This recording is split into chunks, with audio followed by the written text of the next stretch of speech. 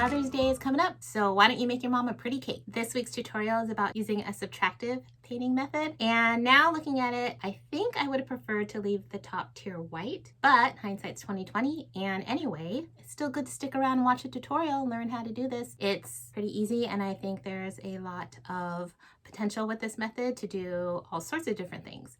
So let's get into it. Okay, so to begin, I've made this little makeshift protection box here. I've masked off my board with just some masking tape. I did this whole process set up in my Winter Wonderland painting tutorial, so if you want to check that out, I'll put the link above. But anyway, I have this handy dandy cordless airbrush machine, which I got off Amazon, and I will also include this link below. Yeah, you just hit the button and pull the trigger. It's pretty handy.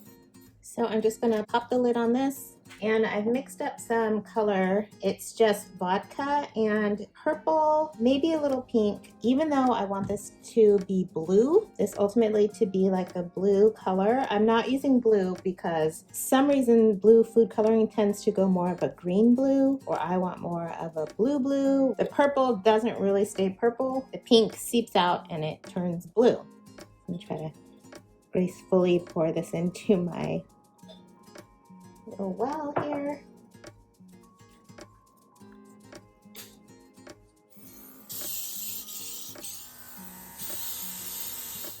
So I actually added a little bit of water to the mix, and it seems to be helping with it come out of the airbrush machine a little better. I have never found an airbrush machine that isn't finicky. And I've used this a few times and it's not been finicky. I'm thinking I just don't have my color mixed up as well. I did notice there were a few little clumps in my gel color, but to avoid that, I would say if you are absolutely sure you don't want to deal with a finicky airbrush machine, just buy the airbrush colors, and those particles are made fine enough to not give you airbrush problems. But I'm going the inexpensive making a cake at home route and using my gel food colors diluted with vodka, and I'm finding a little bit of water also helps it flow a little easier. Now it seems to be going, maybe that little chunk made its way through. And then when you're done, make sure you run through some just vodka or water through your machine. Run it through and spray it out to make sure the nozzle doesn't get caked up, dried out paint stuck inside, because that will for sure block your airbrush machine. For this tutorial, you don't really need much at all besides the airbrush setup machine and all that. But you just need a little bit of vodka, a paint palette, a bowl of water, a toothpick, and some watercolor paintbrushes. In a variety of sizes, maybe I will put a link down to a paintbrush set that I think is pretty good. So first things first, fill a couple of your little paint palette wells with some clear vodka. And then all you're gonna do, I'm going to use one of my round brushes here. This one is by Princeton, okay? And I'm just gonna dip it into my well of vodka down here.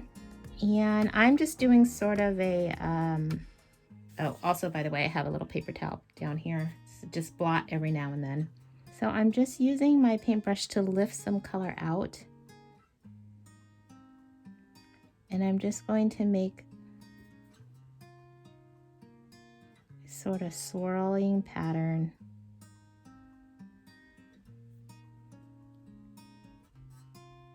So with my brush wet with the vodka, if you can't use vodka, you can use water.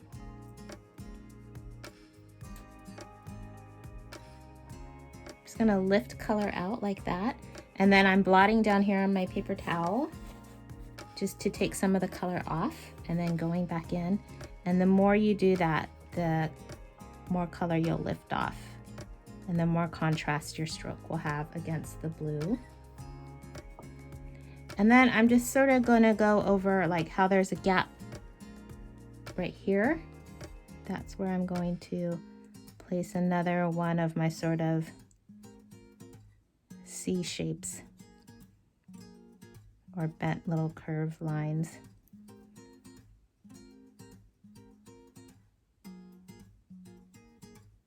You can kind of tuck one into the other. See how this is tucking into that space.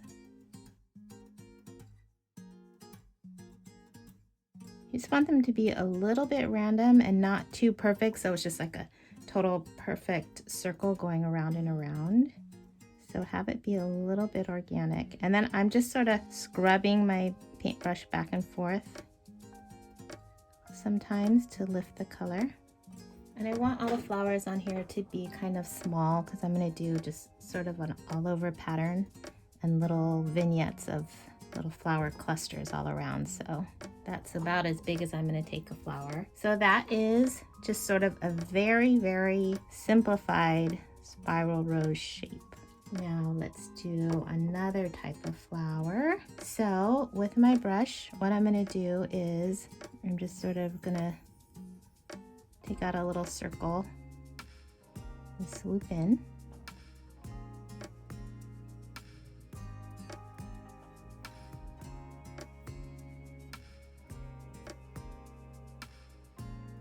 Just move my brush around to sort of carve out a little circle and then drag my brush along. So it gets a little skinnier, the point gets a little skinnier toward the center, but they're not meeting all the way in the center. Sometimes it's so hard to get the right angle with the camera and my hand.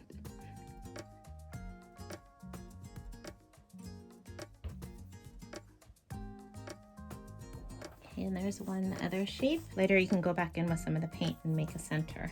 And then for the third shape, we're just going to do sort of a little cupped flower. So it's just 3 little shapes. Sort of like that, very simple. Okay, so you could either go around and paint a bunch of these all around, or you can come in and do some leaves on one. I would probably go around and paint clusters of flowers all around first, but I just want to show you the next step. So you're going to take a toothpick and you're just going to scratch the surface of your fondant to make little just random branches all around. Don't think too much, have fun. Okay, you can also scrape in a little stem for that one. Have some splitting off of the others.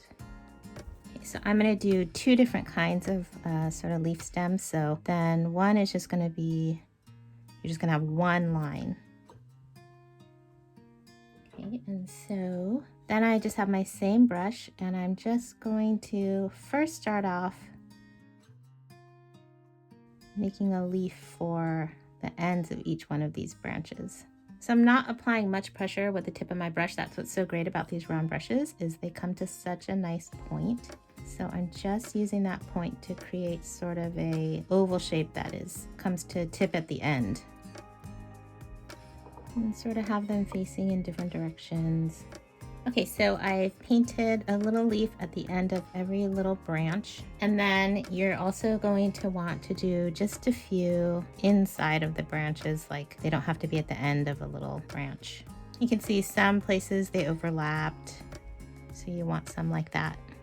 And a couple coming off of like the sides of the stems. So then just go around and fill it up as much as you want. Now for the ones that I just made one branch, I'm going to just make smaller leaves. You can come in with a smaller brush if you want to. And I'm just going to put one on the end. These are going to be sort of shorter, rounder leaves. And they're just going to go on opposite sides of the branch from one another. So all I'm basically doing is using the vodka to moisten and sort of lift up the color, and then I'm wiping off the color on my paper towel and then coming back in and just getting more color off. You have to scrub it just a little bit. So just creating a little branch like this. Now I've kept my airbrush color, so I'm just going to take a little bit of it. I'm going to put a little in the center. These little flowers here. If you wanted to add a little bit deeper shadow into your rose, you could. I will continue to paint around the cake and show you at the end, but for the top, I'm not going to do a whole all over pattern. I just want to do sort of a border. So I'm going to make some little small roses, just simple like that, and then make them evenly spaced all the way around. And then I'm going to come in It doesn't have to be exactly perfect. And then I'll place another rose. Okay, and then I'm just going to do what we did with these ones down here. We're just going to place leaves opposite one another like that, and I'm just going to go all the way around. Once you've been painting for a while, some of the airbrush paint might be at a state where it's pretty dry, and then that might make it a little more difficult for you to lift color off. So what helps is to just first go in and lay a little vodka down where you want to remove the color, and then by the time you go back in with your clean brush, it lifts a lot easier if it's just sat on there for just a few seconds. And then at the end, if you want to, you can go back in and just sort of see where you want to lift a little more color to pop out just a little more brightness in some areas. So that is pretty much it. And isn't it a trip that this was just purple and it turns blue? Like, you can see the difference down here. The pink just sort of gets sucked out or evaporates. I don't really understand it, but that's what happens with gel color. So compensate for that by using the purple.